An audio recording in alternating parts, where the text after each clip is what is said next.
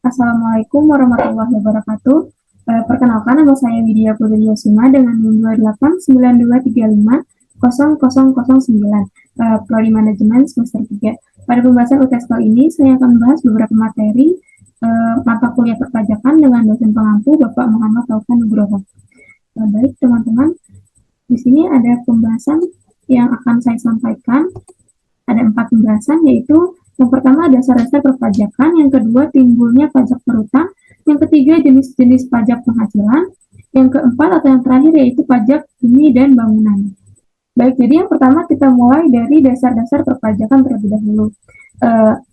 Di sini ada pengertian. Menurut Undang-Undang Nomor 28 Tahun 2007 Pasal 1 Nomor 1, pajak adalah kontribusi wajib kepada negara yang terutang oleh orang pribadi atau badan yang bersifat memaksa berdasarkan undang-undang dengan tidak mendapatkan imbalan secara langsung dan digunakan untuk keperluan negara bagi besar-besarnya kemakmuran rakyat. Sedangkan orang pribadi atau badan meliputi pembayaran pajak, memotong pajak, dan memungut pajak yang mempunyai hak dan kewajiban perpajakan sesuai dengan ketentuan peraturan perundang-undangan.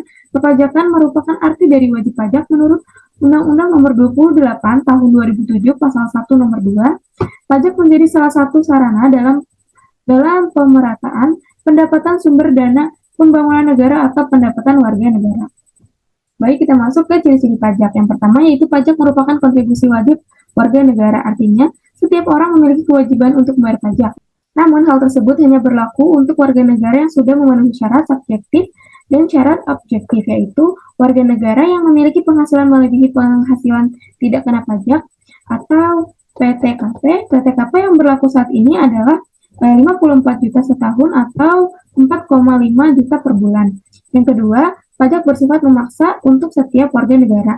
Jika seorang sudah memenuhi syarat subjektif dan objektif, maka wajib untuk membayar pajak dalam Undang-Undang Pajak sudah dijelaskan. Jika seseorang dengan sengaja tidak membayar pajak yang seharusnya dibayarkan, maka akan diancam sanksi administratif maupun hukuman secara pidana. Yang ketiga, warga negara tidak mendapat imbalan langsung. Pajak berbeda dengan retribusi. Contoh retribusi, ketika mendapat manfaat parkir, maka harus membayar sejumlah uang, yaitu retribusi parkir. Namun, pajak tidak seperti itu. Pajak merupakan salah satu sarana pemerataan pendapatan warga negara. Yang keempat, berdasarkan undang-undang. Artinya, pajak diatur dalam undang-undang negara. Ada beberapa undang-undang yang mengatur tentang mekanisme perhitungan, pembayaran, dan pelaporan pajak. Selanjutnya, manfaat pajak. Yang pertama, manfaat pajak untuk negara. Berikut ini adalah beberapa manfaat pajak untuk negara, yaitu pajak digunakan untuk pengeluaran negara yang bersifat self-liquidating, misalnya untuk pengeluaran proyek produktif.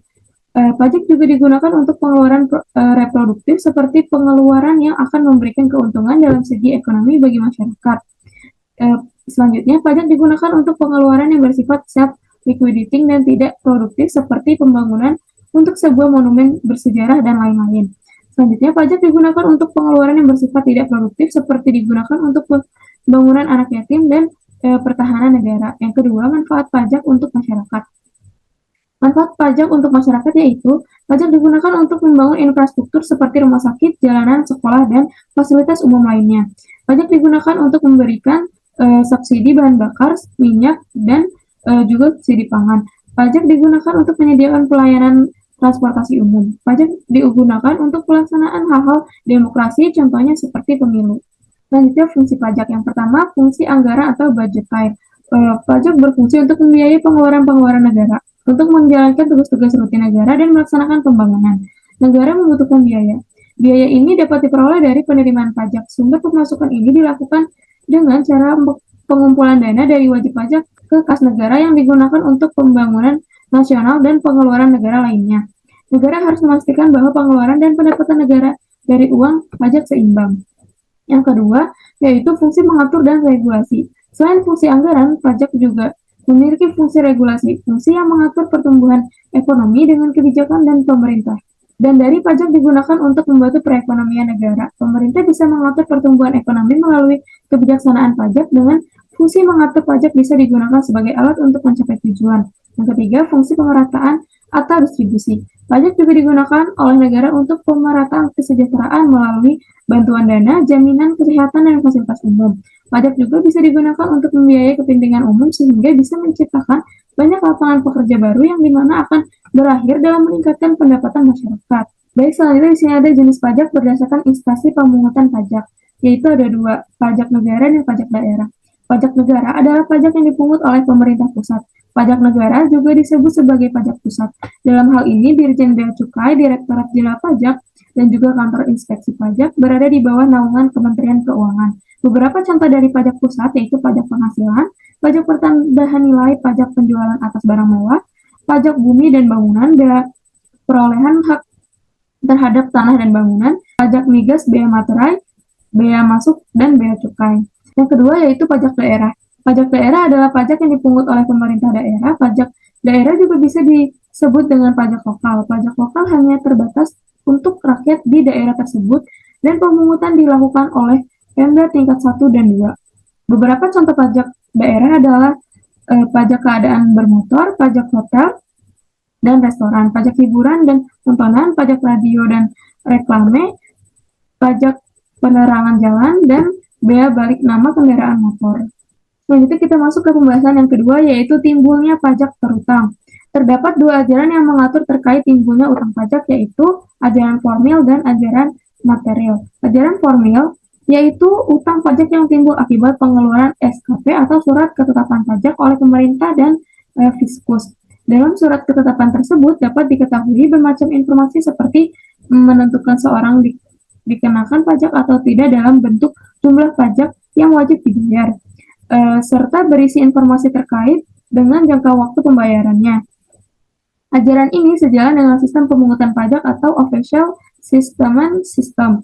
Yang kedua yaitu ajaran material. Sementara itu yang dimaksud dengan ajaran material yaitu utang pajak yang timbul disebabkan oleh pemberlakuan peraturan undang-undang perpajakan. Dalam teori ini wajib pajak akan secara aktif dalam hal menentukan dirinya dikarenakan pajak atau tidak dikenakan pajak sesuai dengan peraturan undang-undang perpajakan. Ajaran ini sejalan dengan sistem pemungutan pajak atau self-assessment system. Selanjutnya timbulnya utang pajak menurut para ahli. Dalam kalangan para ahli terdapat sejumlah persepsi atau pendapatan yang berbeda terkait dengan timbulnya utang pajak, di mana ini disebabkan oleh sudut pandang yang dijadikan acuan atau pokok bahasan yang berbeda-beda pula antara ahli. Selanjutnya, menurut beberapa para ahli, diantaranya Santoso Broto Diharjo, mengatakan bahwa utang pajak yang timbul tidak selalu tertera dengan jelas dalam suatu peraturan undang-undang, termasuk pada saat kapan atau saat di mana terjadinya suatu utang pajak, melainkan yang dipaparkan hanyalah seluruh perhatian terkait dengan timbulnya keharusan untuk pembayaran utang pajak tersebut. Menurut ahli yang kedua, yaitu Rahmat Sumitro, disebutkan bahwa utang pajak merupakan utang yang timbulnya secara khusus karena negara atau diibaratkannya sebagai kreditor terkait dan tidak dapat memilih secara bebas siapa yang dijadikannya sebagai debiturnya. Dalam hal ini yaitu wajib pajak. Hal ini disebabkan utang pajak timbul karena berdasarkan pada peraturan undang-undang. Masuk ke pembahasan yang ketiga, jenis pajak penghasilan. Pajak penghasilan jenis PPh pasal 21. Definisi PPh pasal 21 adalah pajak atas penghasilan berupa gaji, upah, honorarium, tunjangan, dan pembayaran lain dengan nama yang dalam bentuk apapun sehubungan dengan pekerjaan atau jabatan, jasa, dan kegiatan yang dilakukan oleh orang pribadi subjek pajak dalam negeri. B. Pajak penghasilan jenis PPh pasal 22. Definisi PPh pasal 22 merupakan pajak penghasilan yang dikenakan kepada badan-badan usaha tertentu baik milik pemerintah maupun swasta yang melakukan kegiatan perdagangan ekspor, impor, dan reimpor. C. Pajak penghasilan jenis PPh pasal 23. Definisi jenis PPh pasal 23 merupakan pajak penghasilan yang dikenakan atas modal, penyerahan jasa, atau hadiah dan penghargaan, selain yang telah dipotong PPh pasal 21. D. Pajak penghasilan jenis PPh pasal 4 ayat 2 atau PPh final. Definisi PPh final pasal 4 ayat 2 merupakan pajak penghasilan yang dikenakan atas beberapa jenis penghasilan yang didapatkan dan pemotongan pajaknya bersifat final serta tidak dapat dikreditkan dengan pajak penghasilan terutang. Pajak penghasilan jenis PPh final PP 23 2018. Jenis PPh ini berdasarkan peraturan pemerintah atau PP Nomor 23 Tahun 2018, pajak penghasilan atas penghasilan dari usaha yang diterima atau diperoleh wajib pajak yang memiliki peredaran bruto tertentu. Pajak penghasilan jenis PPh pasal 15. Definisi PPh pasal 15 merupakan pajak penghasilan yang dikenakan atau dipungut dari wajib pajak yang bergerak pada industri-industri tertentu yang ditetapkan dalam UU PPh. Pajak penghasilan jenis PPh pasal 19. Diterbitkannya PMK nomor 79 PMK 03 2008 tentang penilaian kembali aktiva tetap perusahaan untuk tujuan perpajakan. Artinya, perusahaan dapat melakukan penilaian kembali aktiva tetap perusahaan untuk tujuan perpajakan dengan syarat telah memenuhi semua kewajiban pajaknya sampai dengan masa pajak terakhir sebelum masa pajak dilakukannya penilaian kembali. Pajak penghasilan jenis PPh pasal 24. Definisi PPh pasal 24 yakni pajak yang dibayar atau terutang di luar negeri atas penghasilan dari luar negeri yang diterima atau diperoleh wajib pajak dalam negeri, di mana pembayaran pajaknya bisa dikreditkan. Objek PPh pasal 25. Objek yang dikenakan pajak penghasilan pasal 25 ini adalah suatu penghasilan yang diperoleh dari kegiatan usaha yang dilakukan wajib pajak. Pajak penghasilan jenis PPh pasal 26. Definisi pajak penghasilan pasal 26 adalah pajak penghasilan yang dikenakan atas penghasilan yang diterima wajib pajak dari luar negeri dari Indonesia selain BUT dari pemerintah, subjek pajak dalam negeri, penyelenggaraan kegiatan dan perwakilan perusahaan luar negeri. Pajak penghasilan dari PPh pasal 29. Definisi PPh pasal 29 yakni pajak penghasilan atau PPh kurang bayar yang tercantum dalam SPT tahunan PPh, yaitu sisa dari PPh yang terutang dalam tahun pajak yang bersangkutan dikurangi dengan kredit PPh. Jenis PPh pasal 21, jenis PPh 22, jenis PPh 23, jenis PPh 24, dan PPh pasal 25. Pajak penghasilan jenis PPh pasal 21 sampai 26. Definisi PPh pasal 21 sampai 26 yakni pajak atas penghasilan berupa gaji, upah, honorarium, tunjangan, dan pembayaran lain dengan nama dan dalam bentuk apapun sehubungan dengan pekerjaan atau jabatan, jasa, dan kegiatan yang dilakukan oleh orang pribadi, subjek pajak dalam negeri dan subjek pajak luar negeri. PPh pasal 23-26. Pengertian dari jenis PPh pasal 23-26 adalah pajak penghasilan yang berasal dari transaksi badan usaha pengusaha kena pajak atau PKP maupun non-PKP dengan perusahaan terkait jenis transaksi tertentu sesuai ketentuan Undang-Undang Pajak Penghasilan UU PPh. Baik, kita masuk ke pembahasan yang terakhir, yaitu pajak bumi dan bangunan. Pajak bumi dan bangunan atau PBB merupakan sebuah biaya yang harus disetorkan dan keberadaan tanah dan bangunan yang memberikan keuntungan dan kedudukan sosial ekonomi bagi seorang maupun badan, karena pajak bumi dan pembangunan atau PBB bersifat kebendaan. Maka besaran tarifnya ditentukan dari keadaan objek bumi atau bangunan yang ada. Objek dan subjek pajak bumi dan bangunan PBB. Yang pertama, yaitu subjek bumi dalam pajak bumi dan bangunan meliputi sawah, ladang, kebun, tanah, pekarangan, tambang. Yang kedua, untuk objek bangunan dalam pajak bumi dan bangunan meliputi rumah tinggal, bangunan usaha, gedung bertingkat, pusat pembelanjaan, pagar mewah, kolam renang, dan jalan tol. Dasar hukum pajak bumi dan bangunan atau PBB. Yang pertama, Undang-Undang UU Nomor 12 Tahun 1994 tentang perubahan atas Undang-Undang Nomor 12 Tahun 1985 terkait pajak bumi dan bangunan yang mengatur semua tentang penguatan atas pajak bumi dan bangunan. Yang kedua, Undang-Undang Nomor 28 Tahun 2009 tentang pajak dan retribusi daerah yang menjelaskan bahwa pemerintah kabupaten atau pemerintah kota memiliki wewenang dalam melakukan pemungutan atas pajak bumi dan bangunan di sektor pedesaan dan perkotaan. Selanjutnya, bahwa pemerintah atau pusat memiliki wewenang terhadap sektor pertambangan, perhutanan, dan perkebunan. Dasar pengenaan atas penguatan pajak bumi dan bangunan. Sebagai dasar pengenaan pungutan atas pajak bumi dan bangunan dapat disebut nilai jual objek pajak dan dihitung berdasarkan harga rata-rata atau harga pasar pada saat melakukan transaksi jual beli.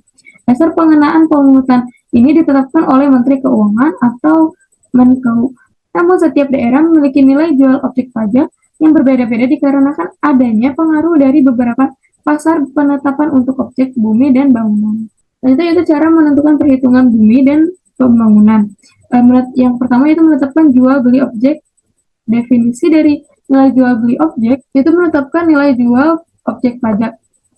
Cara ini sendiri merupakan bahwasannya harga atas objek baik bumi maupun bangunan atau dapat dikatakan sebagai harga untuk properti tanah dan bangunan. Sebelum menghitung beberapa besarnya pajak bumi dan bangunan yang harus dibayarkan, maka langkah pertama harus mengetahui terlebih dahulu harga dari tanah bangunan tersebut. Selanjutnya menentukan nilai jual kena pajak.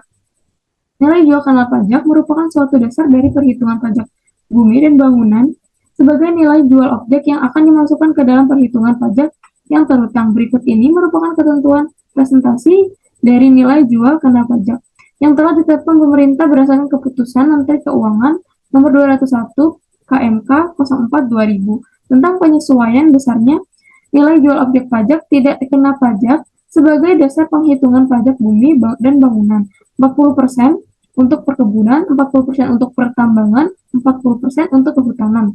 Sedangkan dari objek pajak lainnya seperti pedesaan atau perkantoran dapat dilihat dari nilai jual objek pajak yaitu 40% untuk lebih dari 1 miliar, sedangkan 20% untuk nilai kurang dari 1 miliar rupiah. Baik, itu saja materi yang dapat saya sampaikan. Kurang lebihnya mohon dimaafkan. Wassalamualaikum warahmatullahi wabarakatuh.